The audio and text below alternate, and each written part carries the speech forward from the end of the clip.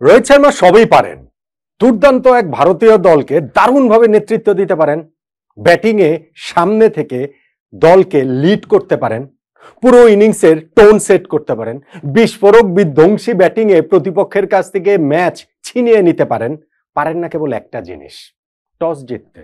মানে সাম্প্রতিক সময়ের কথা যদি আপনি বলেন, ভাবা যায় ওয়ানডে ক্রিকেটে সর্বশেষ 11টা ম্যাচে টসে হারলেন রোহিত শর্মা।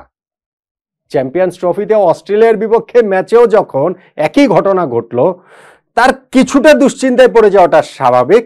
তবে ব্যাক অফ দ্য মাইন্ডে বোধ হয় ওই জিনিসটাও খেলে গেছে তার, রান চেস করতে হবে, অসুবিধা কি, আমার তো বিরাট কোহলি রয়েছেন। এবং বিরাট কোহলি আরো একটা মাস্টার ক্লাস দেখালেন এই রান চেজে। অস্ট্রেলিয়ার বিপক্ষে চ্যাম্পিয়ন্স ট্রফির সেমিফাইনালে আরো একবার প্রমাণ করলেন কেন তিনি সর্বকালের সেরা। দেখুন, বিরাট কোহলি সর্বকালের সেরা ব্যাটসম্যান কিনা, ওয়ানডে ব্যাটসম্যান কিনা, এটা নিয়ে বিতর্ক হতে পারে। আমার ধারণা তার ক্যারিয়ার যখন শেষ হবে ততক্ষণে এই বিতর্কটা থেমে যাবে।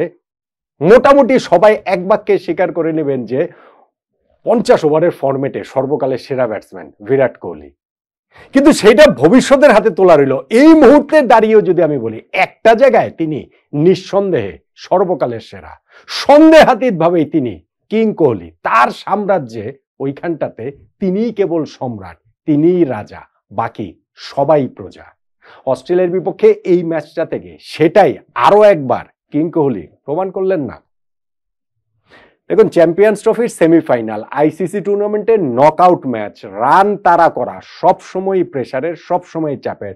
অস্ট্রেলিয়া হয়তো পার স্কোর থেকে রান কিছুটা কম করেছে, তাদের বোলিং লাইন আপটা হয়তো অনেক খর্বশক্তির, কিন্তু তারপরও 265 রান তো ভারতকে করতে হবে। এবং বিরাট কোহলি যখন ক্রিজে গেলেন, 30 রানের সময় ফার্স্ট উইকেটের পতন ঘটলো, শুভমান গিল আউট হলেন, কিছুক্ষণ পরে রোহিত শর্মাও আউট হয়ে গেলেন। কোহলির কাঁধে, কোহলির ব্যাটে তখন অনেক বড় দায়িত্ব। সেই দায়িত্বটা তিনি কিভাবে পালন করলেন? পরপর 3টা দুর্দান্ত পার্টনারশিপের অংশ হয়ে। শুরুতে শ্রেয়াস আয়ারের সঙ্গে একটা 91 রানের জুটি, এরপরে কেএল রাহুল, অক্ষর প্যাটেলের সঙ্গে 44 রানের জুটি, এরপরে কেএল রাহুলের সঙ্গে 47 রানের জুটি। এবং এই যে পরপর 3টা জুটি, সেই 3 জুটিতেই অস্ট্রেলিয়ার জয়ের ন্যূনতম সম্ভাবনাও শেষ হয়ে যায়। ম্যাচ শেষে আমি শুনছিলাম যে কোহলি বলছিলেন যে এই জাতীয় ম্যাচে পার্টনারশিপটাই হচ্ছে গিয়ে গুরুত্বপূর্ণ, এবং ম্যাচের সিচুয়েশন অনুযায়ী তিনি আসলে খেলেন। এবং সেটাতে নট নেসেসারিলি যে তাকে সবসময় ওই যে 4 ছক্কার উপরে নির্ভর করতে হবে, বিগ শট খেলতে হবে, ব্যাপারটা সেটা নয়। এবং আপনি এই ম্যাচটার হিসাবটাও যদি ধরেন, দুইটা দলের যে ডিফারেন্সটা কোথায়, একেবারে হচ্ছে গিয়ে ক্লিয়ার ডিফারেন্সটা রয়েছে। অস্ট্রেলিয়া তাদের পুরো ইনিংসে 153টা ডট বল খেলেছে। ভারত যে 11 বল হাতে রেখে রান চেজ করে জিতে গেল, তাদের ইনিংসে ডট বলের সংখ্যা মাত্র 124। অনেক বড় একটা গ্যাপ কিন্তু এই জায়গাটাতে। আরো একটা জায়গাটাতে বড় গ্যাপ রয়েছে। ভারত দৌড়ে running between the wicket 1 run, 2 run, 3 run, এই রান নিয়েছে তারা 159। অস্ট্রেলিয়া এই জায়গাটাতে নিয়েছে তারা 129 রান। ভারত মনে 157 না 59 এরকম রয়েছে, অস্ট্রেলিয়া 129। তো এই জায়গাটাতেও কিন্তু একটা বড় ডিফারেন্স রয়েছে, এবং এই দুইটা জায়গাতেই বড় অবদান বিরাট কোহলির।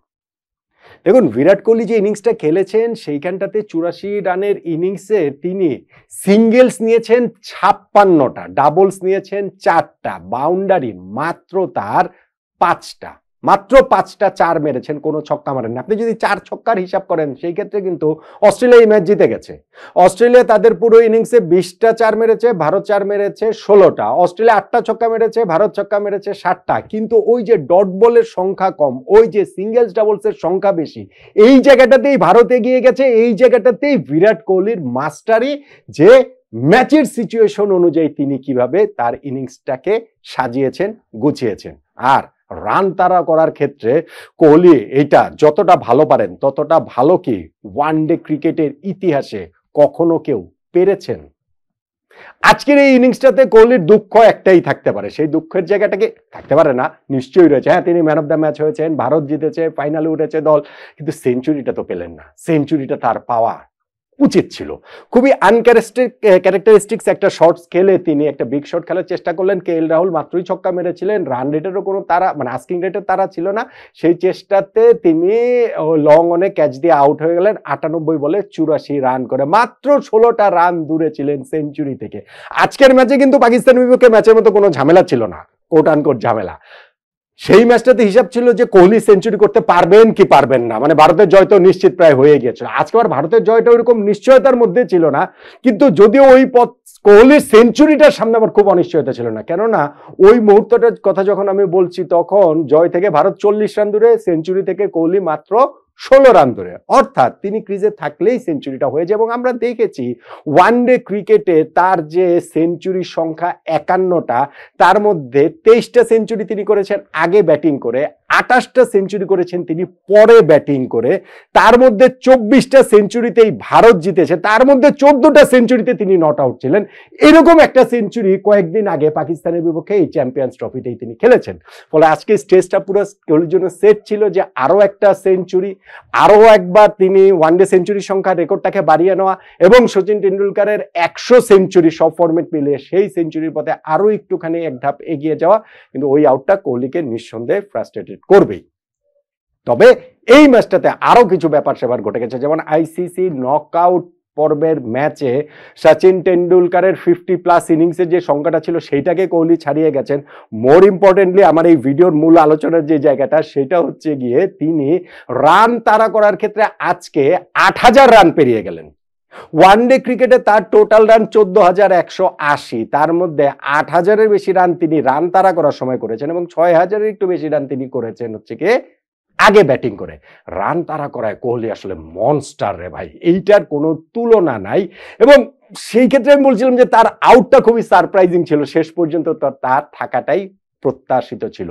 ওয়ানডে ক্রিকেট ইতিহাসে সর্বকালের সেরা ব্যাটসম্যানকে বিতর্ক তো হতেই পারে, সেই 1971 সাল থেকে খেলাটা চলছে এবং এই 54 বছরের ইতিহাসে অনেক ব্যাটসম্যানকে নিয়ে কথা বলতে পারেন। অবশ্যই এইখানটাতে সচিন টেন্ডুলকারের নাম তো আসবেই, আমি আগের ভিডিওতে তো বলেছি। অবশ্যই রান অত বেশি না হলেও আপনার এইখানটাতে ভিভ রিচার্ডসের নাম আসবে, আপনার এইখানটাতে অনেক অনেক গ্রেট ক্রিকেটারের নাম আসবে।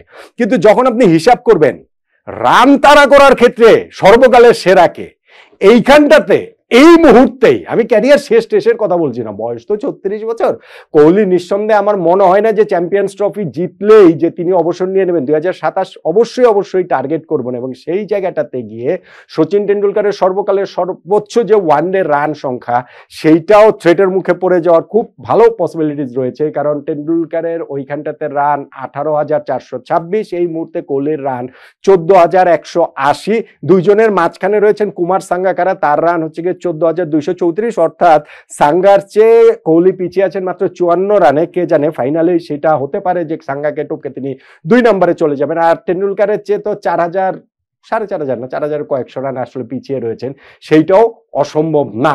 তখন হয়তো বা আমরা অন্যভাবে বিচার করব যে সর্বকালের সেরা কোহলি কিনা। আমার ধারণা সেটা তিনি হয়ে যাবেন ওয়ানডে ব্যাটসম্যান হিসেবে, কিন্তু রান তাড়া করার ক্ষেত্রে এখনই তিনি সর্বকালের সেরা, এখনই। এবং আমার কাছে তার আজকের যে ইনিংসের মাস্টারিটা, যে যেইভাবে তিনি অস্ট্রেলিয়ার বোলিং লাইন আপ অত শক্তিশালী ছিল না, দুর্বল ছিল, সবই ঠিক আছে, কিন্তু যেইভাবে ভাই সিঙ্গেলস গুলো তিনি বের করেছেন এটা দেখার জন্য একটা প্রশান্তি। এবং ইনিংসে তার যে কন্ট্রোল, 86% কন্ট্রোল আমি দেখছিলাম যে একটা স্ট্যাটে, সেইটাও অ্যামেজিং কন্ট্রোল নিয়ে অ্যামেজিং তিনটা পার্টনারশিপের অংশ হয়ে তিনি রান তাড়া করার ক্ষেত্রে যে ওয়ানডে ক্রিকেট ইতিহাসের সর্বকালের সেরা সেইটা আরো একবার প্রমাণ করলেন। ফর মি, আমার কাছে যদি বলেন তাহলে মনে হয় যে পাকিস্তানের বিপক্ষে চ্যাম্পিয়ন্স ট্রফিতে তিনি যে সেঞ্চুরিটা করেছিলেন তার চেয়ে আজকের এই 84 রানের ইনিংসটা আমার কাছে দেখার জন্য আরো বেশি ভালো মনে হয়েছে। কখনো কখনো সেঞ্চুরির চেয়ে সেঞ্চুরি না করা ইনিংসের এই যে আফসোস, এই যে হাহাকার, সেই হাহাকারটা আসলে একটুখানি ভোলার উপলক্ষে এনে দেয় যে কি সুন্দর তিনি পুরো ইনিংসটাকে প্লেস করেছেন, কি ক্রাফটি একটা ইনিংস তিনি আসলে খেলেছেন। সেঞ্চুরিটা যদি তিনি পেতেন তাহলে সেটা পুরোপুরি পূর্ণতা পেয়ে যেত। কে জানে হয়তোবা ফাইনালের জন্য তিনি সেটা জমিয়ে রেখেছেন। তবে সেটা হোক বা না হোক, একটা কথা বোধহয় আমরা নিঃসন্দেহে বলতে পারি অন্য সব কিছু ছাপিয়ে গিয়ে, যে ওয়ানডে ক্রিকেট ইতিহাসে রান তাড়া করার ক্ষেত্রে চেজ মাস্টারিতে বিরাট কোহলি সর্বকালের সেরা। এইখানে বোধহয় তার ধারে কাছেও কেউ আসবেন না। আজকের এই ইনিংসে সেই সত্যটাকে তিনি আরো একবার কি পুনঃপ্রতিষ্ঠিত করলেন না? বলেন তো দেখি।